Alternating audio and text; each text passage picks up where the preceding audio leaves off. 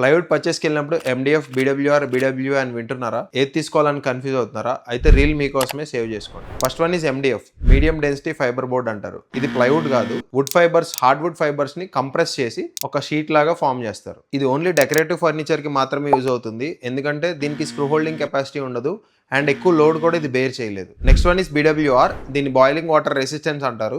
310 grade కిందకి వస్తుంది. This is best suitable for wardrobes, ఎందుకంటే ఇది మాయిశ్చర్ ని బెటర్ గా హ్యాండిల్ చేస్తుంది. కంపారిటివ్లీ ఎండిఎఫ్ కన్నా కూడా మీకు దీనికి డ్యూరబిలిటీ అనేది ఎక్కువ ఉంటుంది. This is water resistant, strong and value for money. Next one is BWP plywood.